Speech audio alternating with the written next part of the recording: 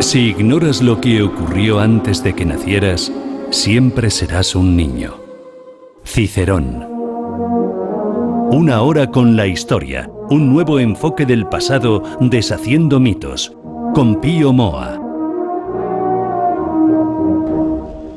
Pues estamos en cita con la historia una semana más, estamos en una hora con la historia, una cita con Don Pío Moa una semana más. Don Pío, ¿cómo estamos? Hola, buenas tardes. Bueno, hoy estamos de enhorabuena porque tenemos un libro sobre la mesa, ¿Por qué el Frente Popular perdió la guerra? Causas y consecuencias históricas, de Editorial Actas. ¿Su último libro? Sí, bien, es un libro, en cierto modo, que sigue una técnica económica sobre la guerra civil, que explicando por qué uno perdió la guerra, queda explicado también por qué el otro ganó, claro. De manera implícita. Es un libro que es un torpedo contra la línea de flotación de la situación que está creando, del actual Frente Popular. Es un Frente Popular informal, pero que funciona, de hecho, muy bien. O sea, es como digamos, el Frente Popular antiguo fue una asociación, una alianza de separatistas, de totalitarios, y básicamente fue eso, y de racistas, separatistas, claro. Entonces, este libro, o sea, digamos que toda esta gente se ha basado en una falsificación de la historia para crear la situación a la que estamos llegando. Y en base a esto tenemos hoy un editorial. Hay que recordar que el programa de hoy lo hemos titulado Palabras de Franco, pero antes de entrar en materia, aunque está todo muy hilado, muy relacionado, hoy tenemos un editorial que precisamente hace referencia a este Frente Popular. Sí. Por cierto, muy interesante, yo creo que muy acertado el título de este libro. Sí. Con lo que está sucediendo en la actualidad, ¿no? Con esa reedición de este nuevo Frente Popular. Sí, a ver si es derrotado otra vez. Bueno, hay que recordar, o sea, que el sistema, no es una mala palabra, estas cosas las vengo tratando en el blog desde hace bastante tiempo porque son fundamentales y la cuestión es que tengan la mayor difusión posible. El llamado sistema, que ya digo es una mala palabra, que desgobierna España, es en realidad un régimen nuevo, el régimen de Zapatero.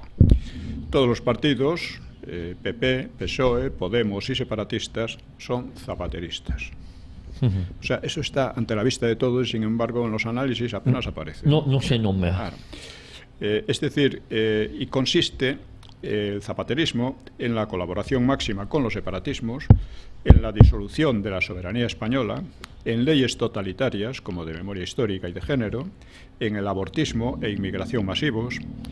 Observemos esta política extraña. Por una parte se ha llegado a un aborto masivo de 100.000 españoles que podían haber nacido y que no llegan a nacer, y al mismo tiempo de una inmigración masiva y verdaderamente salvaje, ¿no?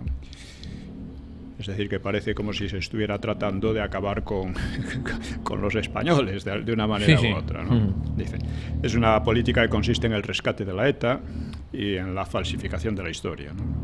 Bueno, este régimen cambiaba, es decir, el zapaterismo cambiaba radicalmente al régimen que se decidió en el referéndum de 1976 y se impuso a raíz de los atentados del 11M de 2004, aunque ya antes el PP lo venía impulsando de muchos modos, ¿no? Hemos señalado como en tiempos de Aznar el Parlamento, con el apoyo del PP, condenó el alzamiento del 18 de julio. Hay que decir que el régimen votado en 1976 era desde el franquismo, desde la sociedad creada por el franquismo, y suponía una serie de puntos: unidad nacional, monarquía democrática, salvaguardia de la Iglesia, libertades y separación de poderes. Es lo que suponía lo que se votó masivamente en el 76. El régimen zapaterista ataca la herencia franquista y la continuidad histórica, ataca la unidad nacional, ataca la monarquía, las libertades y la separación de poderes. En cuanto a la Iglesia, ya se ataca ella sola. Sí, la Iglesia no hace falta... Sí, no necesita enemigos. Ya ella misma está, en fin, creando esta situación, ¿no? Bueno, pues el régimen zapaterista, como digo, cambió radicalmente lo que se decidió en el referéndum de 1936, que insisto mucho en él porque es sistemáticamente olvidado por unos y por otros, pero fue decisivo. Y, digamos, ha creado un zapaterismo de izquierda que quiere ir más allá en la misma dirección, y un zapaterismo de derecha que quiere consolidar los logros de Zapatero y mirar al futuro partiendo de ellos. Claro. Esta es la cuestión. Ser el mirar al futuro del PP. Sí, además sustituyendo, por ejemplo, la ley de memoria histórica por una ley de memoria democrática y cosas así. No, eso ya lo hacen ellos. La ley de memoria democrática es peor todavía, porque no puede haber una ley de memoria democrática, ¿no? La democracia no admite ese tipo de leyes, sí, ¿no? Ya lo hemos dicho. No puede haber una ley para decir que Colón descubrió América o que en fin, qué sé yo, o que los griegos vencieron a los persas en Salamina, ¿no? Son cosas que están ahí y ya está. Aquí fueron los nacionales los que vencieron al Frente Popular, y esa cuestión está completamente clarificada. Usted puede pensar que fue bueno, malo o regular, eso es ya cuestión particular, pero fue lo que pasó y no hay ninguna ley que pueda cambiar eso, ¿no? Pero lo que se trata no es de cambiar la historia, que no puede ser, pero sí de imponer una norma totalitaria que les sirva a ellos, o sea, que vuelva a dar fuerza y fuste al nuevo Frente Popular, que sigue siendo una alianza de totalitarios y separatistas, ¿no? Bueno, el contenido básico del separatismo, como digo, es en contra de todo lo que se decidió entonces, en contra de la democracia, en contra de la separación de poderes, en contra de las libertades y de todo, ¿no? Bueno, en el 76 esto no fue posible para ellos, lo intentaban con el rupturismo, pero no fue posible porque la memoria del franquismo estaba fresca para la inmensa mayoría y no podía ser falsificada por una memoria histórica que ha necesitado bastantes años para ir entrando en las ideas del pueblo, ¿no? Una falsificación, claro. Han necesitado mucho tiempo, mucho esfuerzo y no lo han conseguido del todo, ni creo que lo conseguirán. Y precisamente este programa y otras cosas que vengo haciendo, y el libro sobre por qué el Frente Popular perdió la guerra, pues es una muestra de que no lo conseguirán, ¿no? Como digo, el punto clave de toda la política actual es la exaltación del Frente Popular como el bando que representaba los intereses del pueblo, de la libertad y la democracia. En este libro demuestro de manera absolutamente clara que eso no es así. Eso no es así, es todo lo contrario. El libro tiene 4 partes. Una primera es la evolución político-militar del Frente Popular. Una segunda son reseñas, o sea, semblanzas biográficas de los principales dirigentes del Frente Popular. Una tercera aborda las cuestiones decisivas que se debatieron a tiros durante la guerra, por ejemplo, la legitimidad de unos y de otros. Esto es muy importante porque, claro, si la legitimidad corresponde al Frente Popular, entonces, bueno, las atrocidades que cometiera, pues que se convierten en algunos abusos y algunos errores o en fin, sí, cosas que se dan, que son justificables porque al ser atacados por los otros, pues siempre pasan estas cosas. Pero si no es así, si la legitimidad corresponde a los otros, como evidentemente es, pues ya las cosas cambian. La cuestión de la legitimidad es fundamental. El Frente Popular salió de unas elecciones fraudulentas. Su origen en realidad está en la insurrección de octubre del 34 contra la República, que dejó a la República muy mal herida, y su actividad, su ejercicio a lo largo de la Guerra Civil, pues fue tan nefasto que evidentemente le quitó toda legitimidad. Si hubo un levantamiento que estuvo justificado, fue el del 18 de julio. Esto Stanley Payne lo ha señalado, dice, bueno, estuvo mucho más justificado que, por ejemplo, la propia rebelión de las colonias useñas contra Inglaterra, ¿no? En fin, comparado con los desmanes que se estaban sufriendo en España, los desmanes de Inglaterra con respecto a los ingleses de América, pues eran poca cosa, ¿eh? Y así sucesivamente, sí. Podemos ver. El propio Stanley Payne hace mención a que la guerra del 18 de julio, el lanzamiento nacional estaba mucho más justificado que podía haber estado. Claro. Cuando llega, primero, las elecciones son fraudulentas y eso lo ven todos, lo ve Franco también, lo ve mucha gente, pero no hubo manera de oponerse a ellas. En aquel momento hubo una desmoralización enorme, etcétera, por parte de la derecha. Pero a continuación vino una serie de crímenes, de asesinatos, de desmanes de todo tipo. Hubo casi 400 muertos en 5 meses. Eso es mucho, mucho más de lo que ha hecho la ETA en cualquier... En 40 años, digamos. Sí. Claro. Hubo una oleada de incendios, de asaltos, esto era suficiente para rebelarse.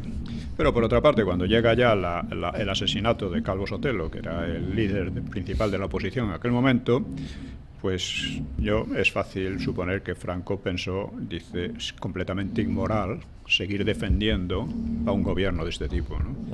Porque el asesinato se hizo entre las fuerzas de seguridad del gobierno y milicianos socialistas, lo cual revela cómo estas fuerzas se estaban convirtiendo en un grupo terrorista más. Y además el gobierno trató de impedir la investigación y, por supuesto, el castigo de este crimen, ¿no? Es entonces cuando se produce la rebelión, que, como digo, estaba muy justificada. Luego, en cuanto a la legitimidad, hay otro punto que se suele hablar de legitimidad de origen y de ejercicio.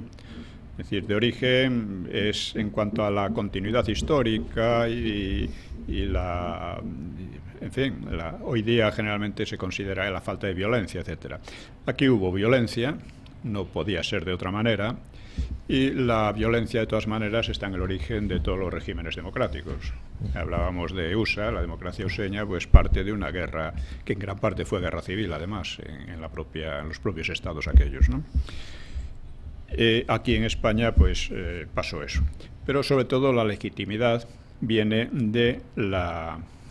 del ejercicio, viene de qué es lo que hace un gobierno mientras está en el poder. Lo que hizo el gobierno del Frente Popular, que no tenía legitimidad de origen por venir de unas elecciones fraudulentas, como digo, pues su ejercicio fue una serie de crímenes, en definitiva. Y esos crímenes, cuando ya estalla la guerra civil, pues esos crímenes se agravan muchísimo. Esto... En fin, lo expuesto ahí son cosas que son bastante sabidas, pero lo que importa aquí no es lo que ya es sabido, sino el análisis del discurso con el que tratan de fundamentarse tanto la ley de memoria histórica como el régimen zapaterista, que, insisto, es un régimen distinto del que se decidió en diciembre del 76, y todas estas leyes que evidentemente ya demuestran lo que son. Obviamente, si ellos pudieran mantener su visión histórica en un debate racional y libre, pues no podrían, porque se vendrían abajo rápidamente. Pero por eso tienen necesidad de imponerlo por ley. Bueno, se ha creado una situación distinta en relación con Vox. O sea, Vox viene representando ahora mismo lo contrario del zapaterismo. Es el partido que se opone a la ley de memoria histórica, a las leyes de género, a la colaboración con la ETA, a los separatismos. Es el único partido que realmente lo hace, porque el PP ha hecho todo lo contrario. Ha servido de auxiliar de todos esos. Claro, ¿no? El problema del Partido Popular, si me lo permite, don Pío, es que ha sido la coartada que necesitaba la izquierda, ¿no? Sí. Si la derecha o quien tiene que hacer frente asume esos postulados. Sí, que los ha asumido por completo, ¿no? O sea, por eso, digamos que el zapaterismo, tanto de izquierda como de derecha, incluso más aún el de derecha, pues durante años procuró asfixiar a Vox detrás de un muro de silencio. Ese muro se ha roto y ahora está tratando de integrarlo en el régimen como uno más. O sea, trata de reducir a matices unas diferencias que son de fondo, radicales, son de fondo, ¿no? Ahora, por ejemplo, hemos visto esta situación peculiar de el empeño en que Vox se uniera al PP y a Ciudadanos para facilitar al doctor el gobierno. La gobernabilidad, sí. La gobernabilidad. Hombre, yo creo que para el doctor tiene que haber sido una especie de satisfacción enorme ver cómo todos se arrastraban a sus pies. Sí. Primero, cómo se arrastraba a Podemos, que decía, bueno, queríamos que nos dieran un sitio un poco de honor en la casa y nos dan la caseta del perro. Y ahora estos que dice Casado, bueno, quería hablar con el doctor, pero ni se ha puesto siquiera. No me coge el teléfono desde el domingo. Sí. Es tremendo, ¿no? Hasta qué degradación se ha llegado en esto, ¿no? Sí, pero ya de honor y de dignidad no hablamos. Sí. Como un estafador, todos arrastrándose a los pies de un estafador, ¿no? Claro, igual es que hay más estafadores también. Que son los que le llaman, claro, evidentemente. Es un poco lo que decíamos de Zapatero. Dice, todo el mundo está de acuerdo en que Zapatero intelectualmente era un auténtico imbécil. Sin embargo, ha conseguido subvertir el régimen, crear un régimen nuevo, todos le sigan, todos le sigan. La excepción es Vox ahora, menos mal, ya era hora. Ya era hora. Bueno, pues estos... digamos que tanto el PP como Ciudadanos pues han seguido sobre todo el PP durante decenios, las mismas políticas que el doctor y por supuesto aspiran a seguir lo mismo. Jamás han hecho la mínima autocrítica. O sea, cuando nos quieren convencer de que el actual PP, Casado y tal, rectifica, no rectifica nada. Para rectificar hay que señalar los errores que se han cometido, ¿no? Ahora hemos visto a Cayetana haciendo una mínima autocrítica, diciendo que, claro, que el PP ha dejado desamparados en Cataluña a los españoles y tal, vamos, a los catalanes que se sentían españoles, o sea, españoles en definitiva, ¿no? Oye, no solo los ha dejado desamparados, los ha hostigado, los ha marginado y ha apoyado y financiado a los separatistas. Esto es lo que tiene que decir, si quiere demostrar que ha cambiado, un poco de credibilidad, que ha rectificado, ¿no? Sí, pero también vino a decir Cayetana en unas declaraciones que, claro, que con Vox compartía muy poco porque Vox era un partido nacionalista y aquí ya habíamos sufrido una dictadura nacionalista. Claro. Es decir, claro. No, si esta gente es así. Es así. No, y diciendo como si que la Constitución era la octava maravilla o algo por el estilo. Gracias a la Constitución España existía prácticamente. Sí. Oiga, mire usted, y que éramos más libres y más prósperos. Mire usted, todas esas cosas no cayeron del cielo mágicamente de repente, con un papel como la Constitución. Además, usted debe recordar que la Constitución tiene un aspecto bueno, defiende la unidad de España, pero tiene un aspecto malo, porque permite, digamos, vaciar de contenido esa unidad. Claro. Y además vaciarla sin límites. Y es lo que han hecho ustedes durante todos estos años. O sea, esta Cayetana le he dedicado en el blog algún comentario, tratándola de ignorante, de atrevida y en fin, como todos los y de falsaria, ¿no? Bueno, no sé si a Ana Pastor le ha dedicado algún comentario después de decir que Santiago Carrillo era el mejor hombre de la transición. Esto lo dijo Ana Pastor. Lo dijo Ana Pastor. El fichaje estrella de Casado, con lo cual es muy difícil desmontar la coalición social comunista cuando tú admiras a un comunista. No ya a un comunista, sino a un asesino. Al héroe de Paracuellos. Claro. Esta es Ana Pastor. No admira a Manuel Fraga, que es el fundador de su partido, sino admira a Santiago Carrillo. No, esto es el PP. Claro. El PP es esto, y la gente, y a mí lo que me asombra es que mucha gente le siga votando.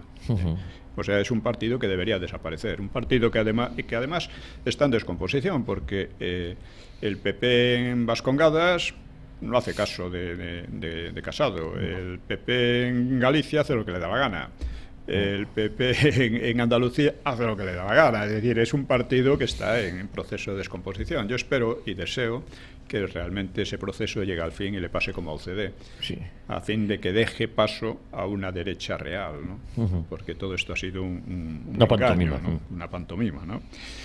Yo espero que Vox no caiga en la trampa, que es peligrosa, porque tratan de asimilarlo, ¿no? De meterlo dentro del sistema, ¿no? El sistema actualmente, lo que llaman el sistema, es el régimen zapaterista. Hay que insistir en esto. El Zapatero cambió el régimen que se había decidido en el 76. Ya venía el régimen muy tocado, entre otras cosas por Aznar, pero seguía siendo más o menos lo mismo. La monarquía, separación de poderes, que se respetaba a medias, pero más o menos existía, y todas estas cosas. Eso ya no existe. Ahora, precisamente, es una cosa curiosa que se hayan echado todos encima del doctor porque dijo una verdad, la única que dijo, y es que la Fiscalía estaba a las órdenes del gobierno. Claro, es la única que ha dicho, es verdad. La Fiscalía y el Tribunal Supremo y el Tribunal Constitucional y todas estas cosas.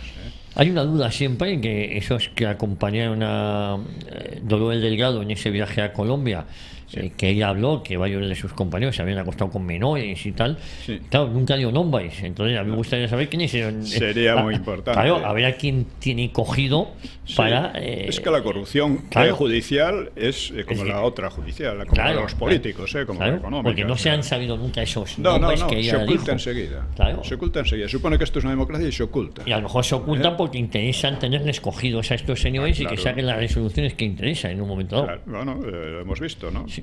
Bueno, Abascal ha dicho muy bien que Vox ha dado voz y cauce a millones de españoles que no estaban representados en ninguno de los partidos yo creo que son más bien mafias, ¿no? Actuales, ¿no? Esos millones pueden ser muchos más. Con un buen discurso y una política de fondo, y no solo de ocasión, pueden ser una amplia mayoría. Llamo política de fondo a una política que se basa en la historia y no en los sucesos que ocurren a cada dos por tres, ¿no? Uno tiene que preguntarse cómo es posible que un sujeto como Zapatero, tan débil intelectualmente, ¿no? Entre otras muchas cosas, ¿no? ¿Cómo pudo cambiar esto? Pues pudo cambiarlo porque los otros no eran mejores. Claro. De otra manera habría sido imposible. En la derecha el problema de fondo ha sido la democracia cristiana. A mí me hace mucha gracia cuando salen algunos que si la masonería y tal. No, mire usted, aquí cuando llega la transición, en la derecha no había otra salida, vamos a decir, que la que representaba la democracia cristiana, ¿no? La UCD se basó orgánica y popularmente en el movimiento nacional, el movimiento franquista. Pero el discurso franquista llevaba ya años en descomposición. Y solo pudo adoptar la ideología democristiana, impuesta desde el Vaticano II. Bueno, ahora bien, los separatistas resulta que también eran cristianos y demócratas, entre comillas, claro. Así que la afinidad ideológica estaba por encima de todo lo demás, como lo ha estado para el PSOE la afinidad ideológica con la ETA, que le llevó a rescatarla cuando la ETA había sido, por fin... laminada. Casi laminada, ¿no? Pues... hay que recordar además otra cosa curiosa, y es que en la UCD, ya en la transición, había quienes pretendían eliminar su propia presencia en Vascongadas y en Cataluña, porque decían allí los nacionalistas eran ya de la misma cuerda, eran democristianos, ¿no? Bueno, ese disparate no se impuso entonces, pero la idea fue aplicada de modo progresivo, no sabemos si deliberadamente o espontáneamente, de modo que hoy el PP ha dejado prácticamente de existir en las dos regiones, en beneficio del separatismo. Y en Galicia el PP se diferencia en la práctica muy poco de los separatistas.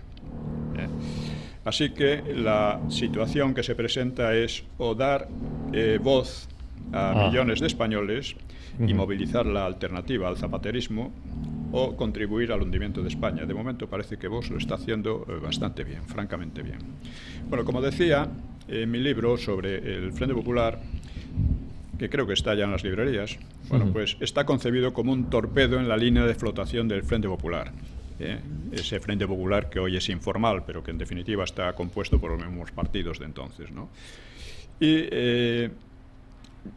que se basa, claro, en el Himalaya de falsedades y, como decía antes, en la suposición de que el Frente Popular representaba los intereses del pueblo y representaba la libertad y la democracia, etcétera. Todo esto es falso, aunque Cayetana lo diga. Que España, que aquí no hay... los españoles son libres gracias a la Constitución. Oiga, en Cataluña ni en Vascongadas... Son libres. No son libres. Y en el resto están esclavizados por una falsificación de la historia sistemática.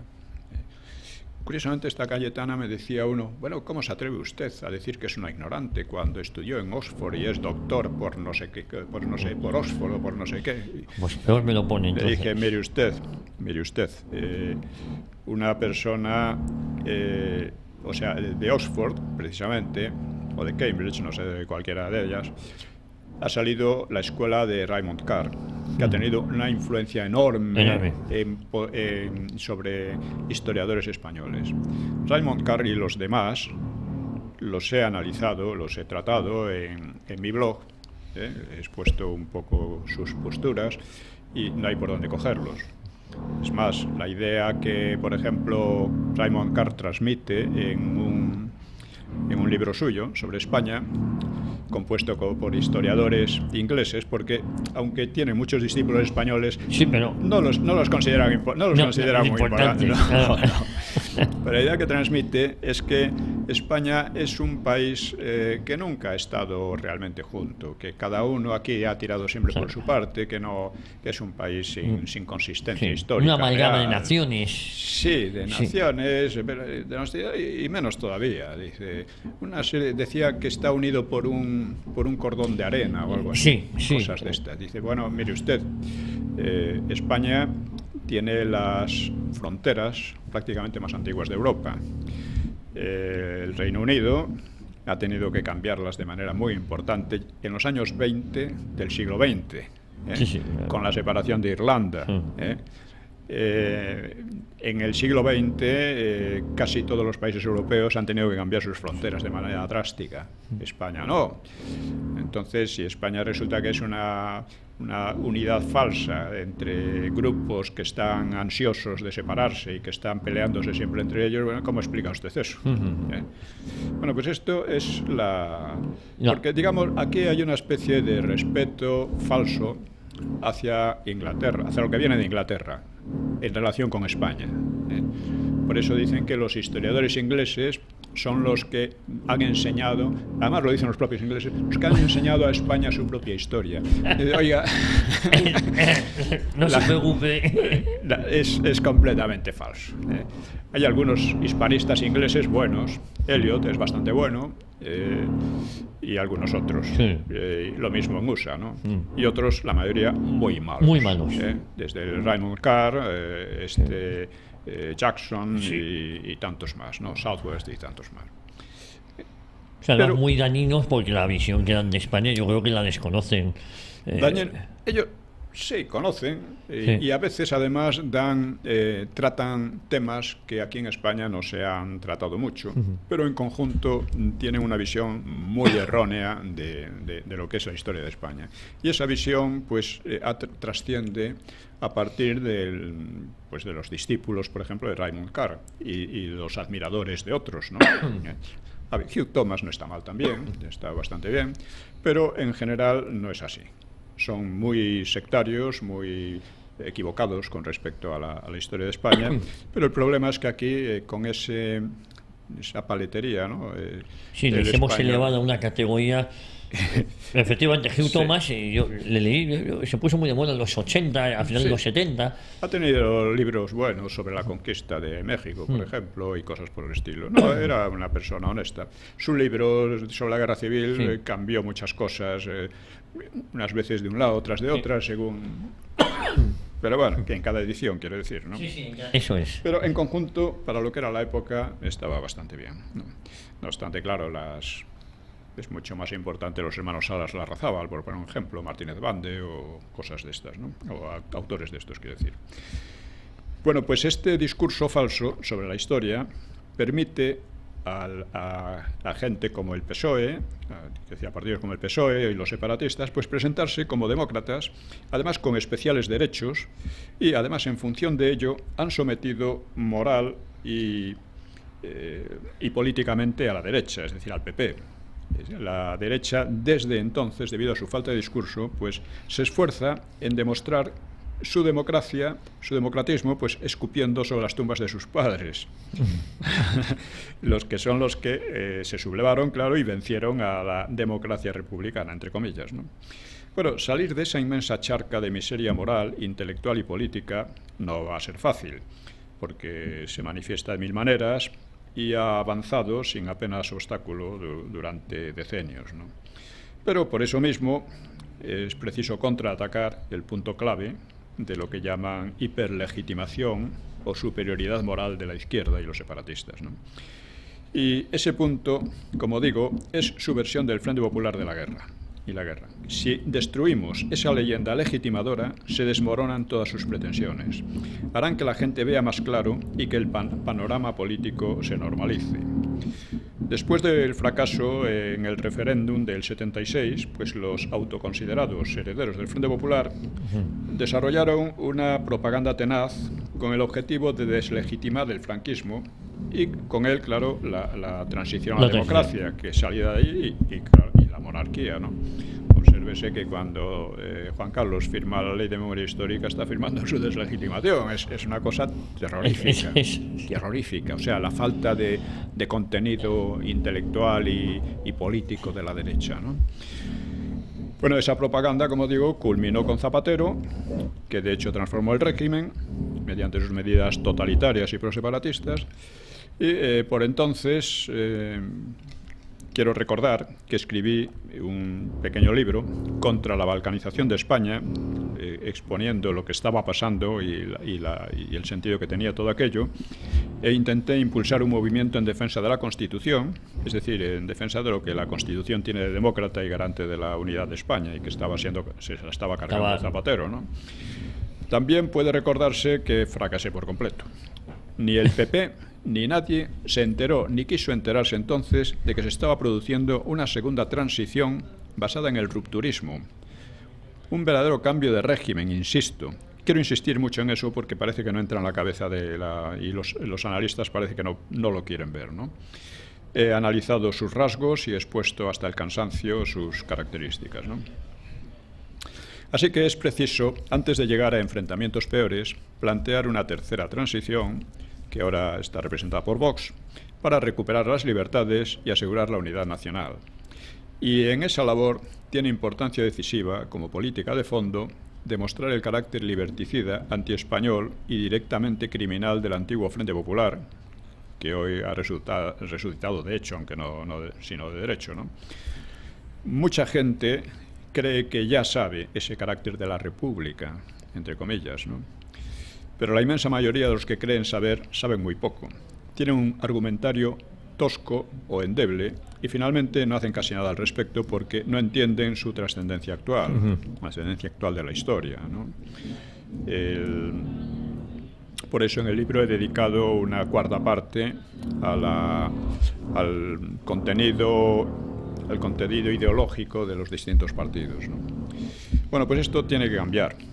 ¿Por qué el Frente Popular perdió la guerra? Es, insisto, un torpedo dirigido a la línea de flotación del nuevo y corrupto Frente Popular, y cuyo hundimiento permitiría alejar muchos peligros del panorama español.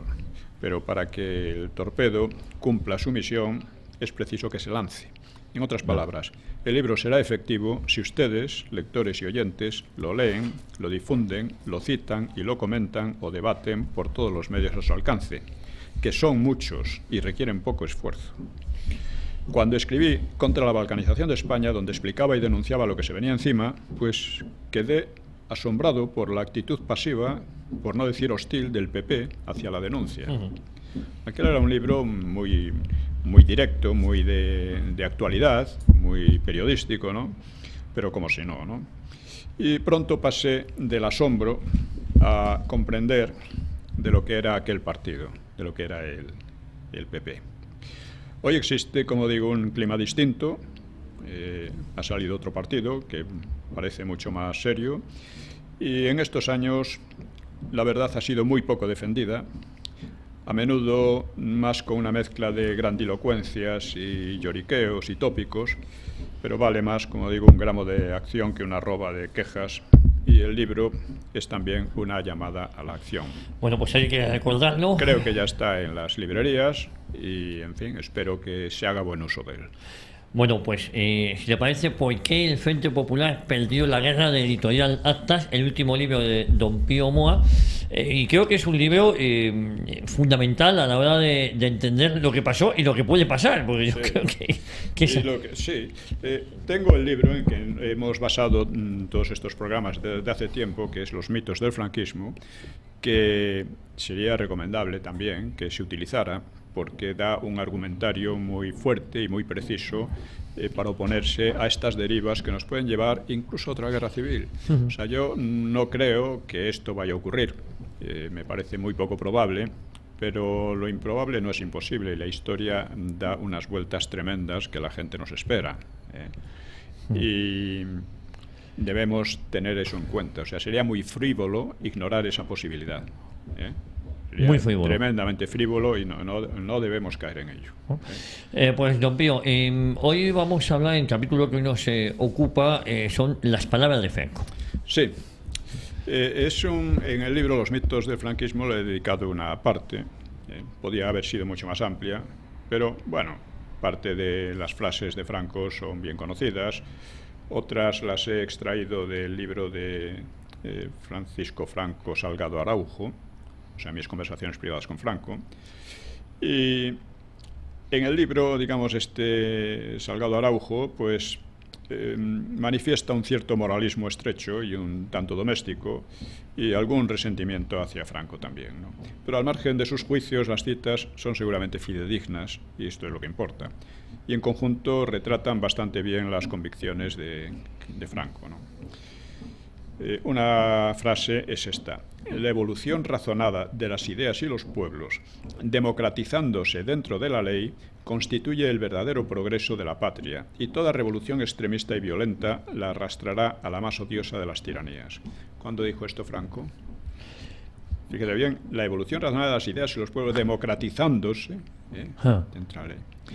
Esto lo dijo en una carta a su hermano Ramón Franco en 1930. En 1930. Poco antes de la República, cuando intentaron imponer la República mediante un golpe militar, que es otra cosa que la mayor parte de la gente no tiene ni idea. Pero lo primero que hicieron los republicanos cuando se reunieron en el Pacto de San Sebastián fue organizar un golpe militar, que fracasó. Y en él estaba el hermano de Franco, o sea, Ramón Franco. Entonces era un anarquista medio loco. Decía que, vamos, que había que aplicar la dinamita a los curas y cosas por el estilo. Sí, fue cambiando, evolucionando. Sí. Y Franco le decía, no, mire usted, democratizarse está muy bien, pero con estos métodos no. Eso es una frase de Franco, importante, porque igual alguno no la conoce. Sí, una frase posterior. Dice, ahora se habla de democracia. Nosotros los españoles ya la hemos conocido y no nos dio resultado. Esto es una afirmación a medias correcta, porque la democracia republicana fue desastrosa desde el principio, fue muy poco democrática, pero tenía razón en cuanto a que la situación histórica fue así. He dicho varias veces que la democracia no funciona en sistemas de mucha pobreza, de muchas grandes desigualdades sociales y de odios desatados, que es lo que fue la República. Una democracia así no funciona en ningún sitio, ¿no? Y precisamente lo que hizo Franco al final, en su régimen, fue crear una nueva sociedad en que no existían esos regímenes, esos odios, una sociedad próspera, y por lo tanto creó las condiciones para que hubiera una democracia como la que él pedía al principio, su hermano Ramón Franco, ¿no? Otra frase de Franco: es verdad, ellos lo tienen todo menos la razón. Todo menos la razón. Esto lo dijo respondiendo a un discurso de Prieto en el que se jactaba de que el Frente Popular disponía de todos los recursos para ganar la guerra. Prieto decía, ¿pero a dónde van estos locos? Si lo tenemos todo, ellos no tienen nada. Y Franco replicó, es verdad, lo tienen todo menos la razón. Efectivamente. Otra frase. A Sanjurjo no le había gustado el comportamiento del rey con Primo de Rivera, y a mí tampoco, pero yo lo asumía disciplinadamente y Sanjurjo era muy suyo. Esto es interesante porque la República vino en gran medida gracias a Sanjurjo. Sí.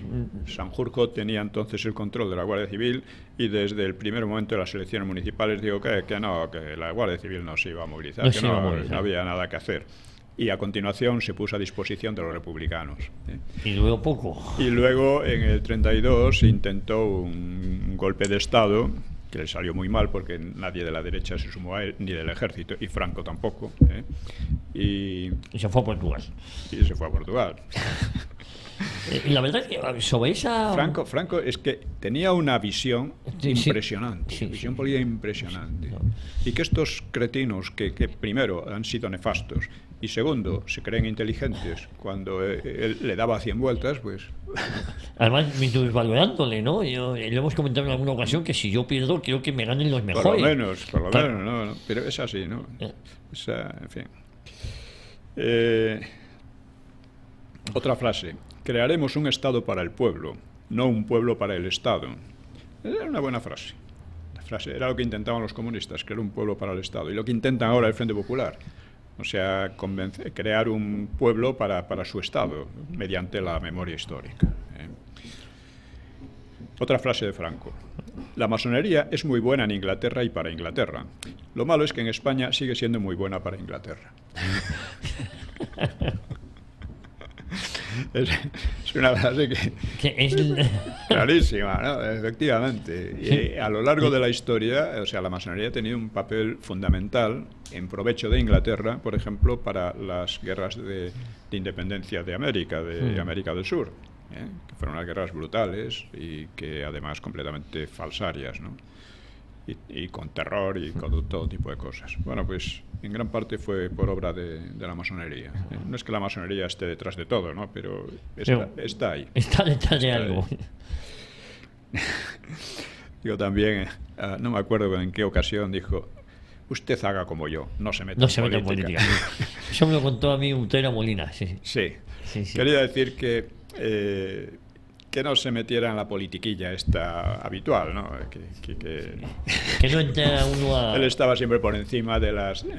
Es que dentro del franquismo, como digo, había 4 partidos, aunque no se llamaran así. Se llamaban familias, pero eran partidos.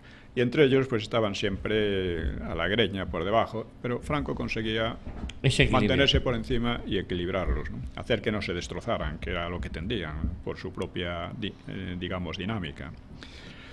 Dice: al cardenal Segura lo he aguantado como una cruz que Dios me mandaba y la llevaba con la máxima paciencia. Este Segura era bastante loco, era bastante loco. Y bueno, en el libro Los años de hierro, pues hablo un poco de las burradas que decía, ¿no? Vamos, era un completo integrista, ultramonárquico y tal, y su visión política era absolutamente nula. Era incapaz de ver que una monarquía después de la guerra civil, que para él era lo único legítimo posible, bueno, pues que llevaría al desastre. O sea, la República llegó por un autogolpe de los monárquicos. Dice: en España pudo consolidarse la República, que no tenía enemigos, y sobre todo nadie pensó al principio en luchar contra ella. Fueron los propios gobiernos socialistas y marxistas los que hicieron más daño a este régimen, que se convirtió en una amenaza para la existencia de España. 4 frases, queda resumida toda la realidad de lo que fue la República. Queda eso resumido, ¿no? Bueno, otra frase que ya también revela, ¿no? Dice: no venimos a hacer al pueblo promesas irrealizables, sino a enfrentarnos juntos a los problemas. Eso es lo que permitió que el franquismo tuviera, siendo una dictadura, pero una dictadura benéfica, pues que hay que decir que esta gente siempre está con la cosa de la dictadura, demonizándola al máximo, ¿no? Históricamente ha habido dictaduras muy necesarias. ¿Y quiénes las hacían necesarias? Pues estos demagogos. ¿Quién hizo necesaria la dictadura de Franco? Pues el Frente Popular. Esta es la cuestión. Y está también llevándonos a otra situación que ojalá no llegue. Usted ha comentado también en distintas ocasiones cómo no todas las guerras son inútiles. Hay guerras que son necesarias, o por lo menos... Obviamente, o que han cambiado, no necesarias, no, han cambiado el curso de la historia, ¿no? Claro. Bueno, coge por ejemplo la democracia useña, pues viene de una guerra, de una doble guerra, porque fue también guerra civil. Guerra contra Inglaterra y guerra civil entre ellos, ¿no? O sea que es así, en la historia se producen eso. Hay guerras que son nefastas y que no sirven para nada y que no arreglan nada, y otras que consiguen arreglar las cosas. La Guerra Civil Española, consigue arreglar muchísimas cosas que ahora están tratando de estropearse. Otra en relación con Hitler. Dice: hice lo posible por convencer a Hitler de que la guerra no estaba ganada, ni mucho menos. Esto en la conferencia de Endaya. Sí. Dice: pues al continuar la Inglaterra, hacía suponer que esta nación tenía la seguridad de que los Estados Unidos entrarían en la contienda. El Führer, Hitler, como si fuera un iluminado, afirmaba constantemente que la guerra estaba ganada. Esto es así. Esto es así. Claro. Y además está, como hemos dicho, la carta reservada que dio a Serrano Suñer para tratar estas cosas en Alemania. Dice: si nos garantizan una guerra corta, entramos. Y tenían que entrar, porque entonces sería el nuevo orden en Europa y nos hubiésemos Franco aprovechado de ese nuevo orden. No hubiera podido quedar al margen, porque Hitler no lo hubiera permitido, ¿no? Pero él sabía en aquel momento que la guerra iba a ser larga. ¿Qué? Porque eso lo dijo cuando ya Inglaterra iba ganando la batalla de Inglaterra. O sea, cuando estaba claro que Hitler no podía dominar Inglaterra.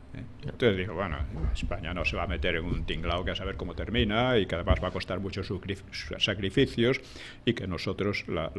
Para Franco lo principal era la reconstrucción de España en aquel momento, después de la Guerra Civil. Dice también: fui amigo de Mussolini y de Hitler porque nos ayudaron a combatir al comunismo, pero nunca me sometí a ellos ni a su política. Ahí en el libro sobre el Frente Popular explico un poco la enorme diferencia con el Frente Popular.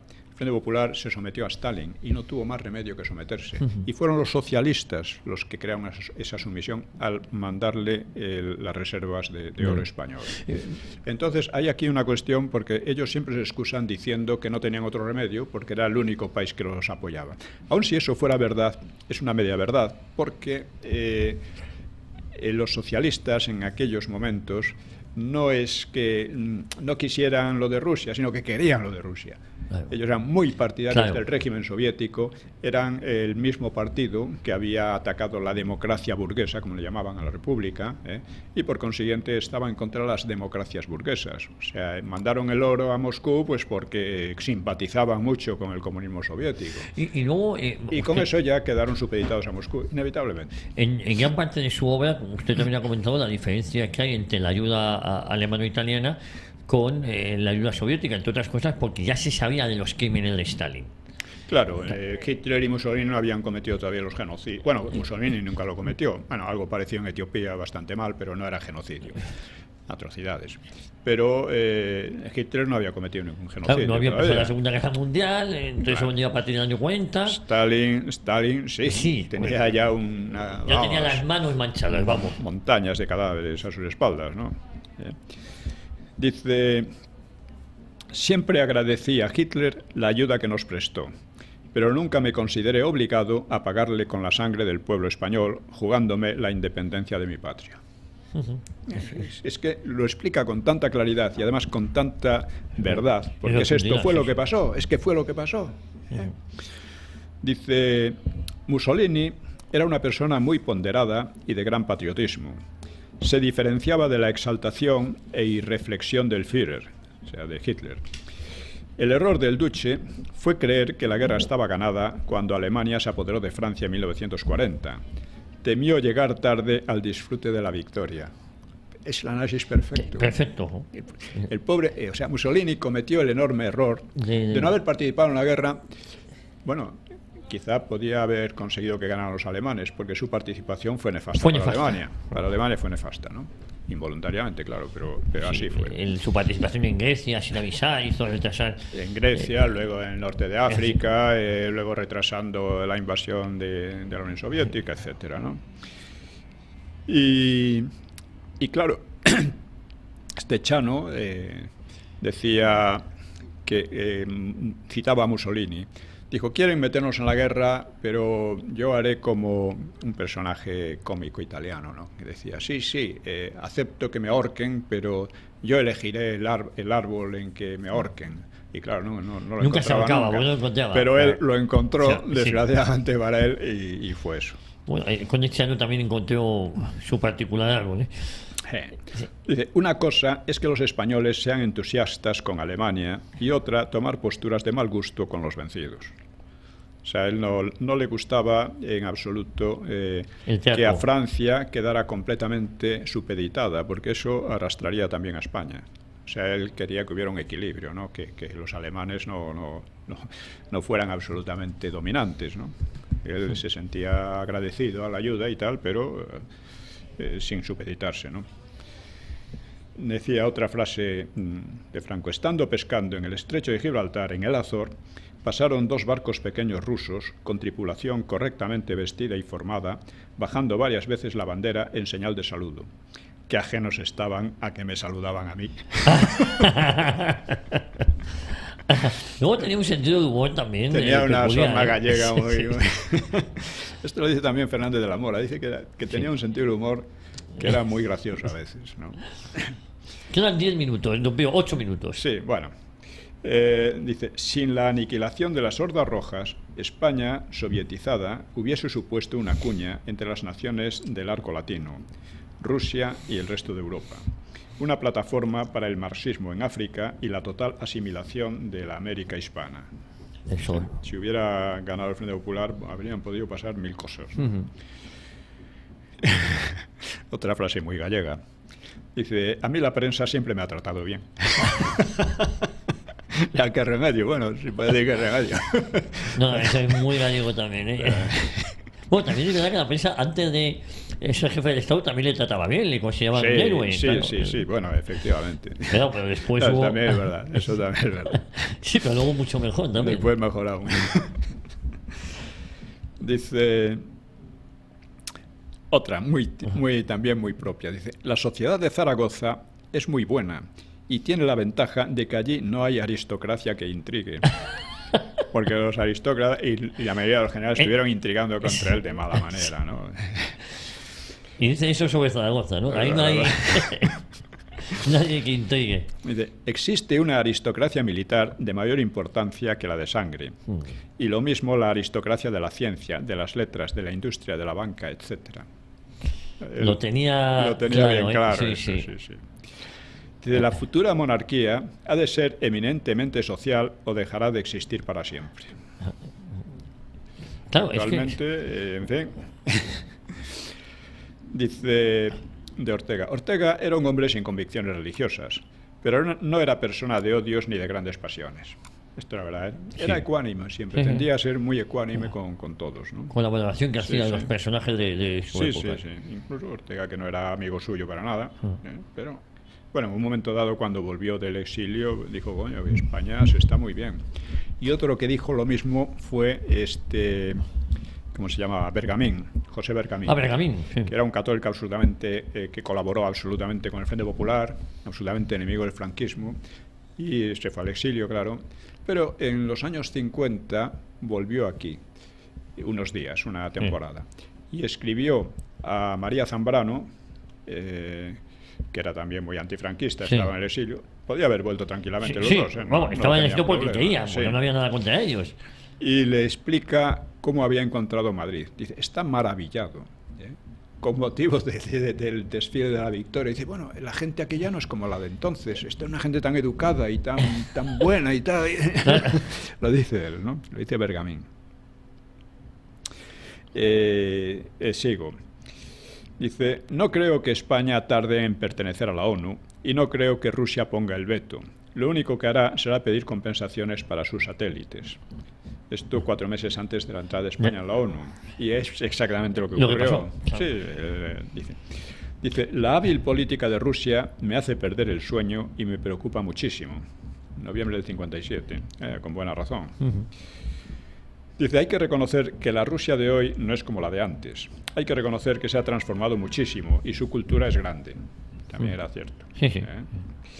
Sí, ecuánime. Sí, es ecuánime, por supuesto, sin dejar de ser anticomunista y de reconocer que era un régimen feroz, pero... Dice, hay que procurar orientar la juventud para el estudio de las ciencias físico-químicas, especialmente las ciencias nucleares, como están haciendo en Rusia. Claro, sí, Es curioso. Además, aquí se creó la Junta de Estudios Nucleares, sí. que tenía reconocimiento internacional, era importante. Cuando se había planteado la bomba atómica para España, yo no sé si él estaría muy convencido, pero en fin, se planteó. Yo creo que era innecesario, pero bueno. Dice, yo creo que él estaba en contra porque consideraba que era un elemento de tensión, ¿no? Sí, que además no hacía falta. ¿Para qué? Nuestro enemigo real es Marruecos. Sí. Marruecos, a no ser que Marruecos se empeñe en tener la bomba atómica, pues, no tiene sentido, ¿no? Dice, aún han de pasar algunos años para que nuestra industria esté más adelantada y pueda competir con la de las naciones del mercado común. En enero del 63. Era muy realista, constantemente. Dice, el autor tiene razón cuando habla del obrero del campo y de la vida que lleva, que no puede ser más dura. Habla sobre la novela de Emilio Romero, La paz empieza nunca. Dice, eso ya dentro del franquismo, ¿no? Avanzado, ¿no? Dice, estoy seguro de que De Gaulle defraudará a los que hoy le han votado. Cuando gobernó la otra vez, los ingleses tenían instalado un aparato en el despacho de Gaulle que registraba todo lo que él hablaba. Y luego lo copiaba un agente del servicio secreto inglés. A nosotros nos informaba Londres. Estas historias me contó un embajador ruseño de hace años, que en la embajada rusa, pues una vez fueron las juventudes soviéticas a hacerles un regalo, que era un águila, era el águila emblemática del escudo useño, y nada, muy bonito, muy bien hecho, de madera y tal, y lo pusieron en la sala de reuniones, que quedaba muy, muy ornamental. Y más tarde, cuando tenían aparatos que detectaban los micrófonos, pues andaban locos por allí buscando dónde está el micrófono, ¿eh? Y estaba dentro del pico del águila. Nos quedan 3 minutos, sí, don Pío. Bueno, podríamos seguir un poco más, pero esto creo que demuestra, ¿no? Son frases maravillosas, ¿eh? Sí.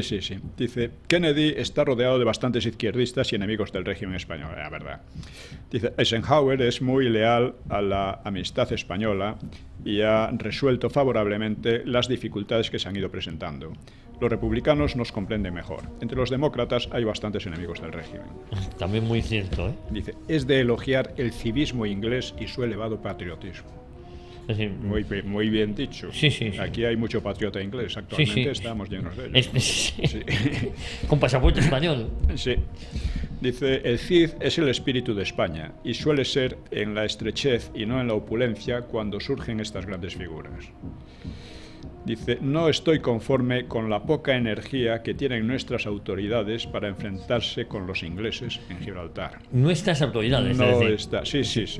Dice, una frase más, a ver si... Bueno, me ha extrañado que el señor Piniés no haya hecho alusión a la promesa de Mr. Churchill de devolvernos el peñón si España permanecía neutral. Nosotros no entramos en la guerra, pero el gobierno inglés olvidó cumplir su promesa. No. Churchill ya lo decía, era una promesa falsa. Sí. Le decía, bueno, si ganamos la guerra no os va a hacer nada, y si la perdemos no hace falta... No hace falta, ya lo cogerán ellos, claro. Bueno, si esta es la última, la dejamos aquí. Dice, no hay que olvidar la política de Truman, que no queriendo levantar las sanciones contra España que había impuesto la ONU, tuvo que rendirse a la realidad, aunque fuese a regañadientes. Tuvo que aceptar que España resistía y que tenía que fastidiarse. Pues yo creo que esta frase resume muy mucho la figura del general Franco. Sí. Y su carácter y la manera de ser. Sí. Era un personaje excepcional. Yo cada vez, cuanto más lo he estudiado, más me asombro, sobre todo en comparación con la cantidad de cantamañanas. Y de mediocres. Que ya había muchas en el régimen, muchos de ellos, ¿no? Pero cuando lean lo de por qué el Frente Popular perdió la guerra, podrán comprender un poco... ¿Por qué perdió la guerra? ¿Por qué perdió la guerra? Pues, don Pío, felicidades por este libro. A toda nuestra audiencia, recordarles un libro de editorial Actas, por qué el Frente Popular perdió la guerra, causas y consecuencias históricas. El último libro de Pío Moa, que yo tengo el honor de tener aquí, yo creo que en primicia. Don Pío, muchísimas gracias. Volvemos la próxima semana aquí. Volvemos la próxima semana. A una hora con la historia. Muchas gracias.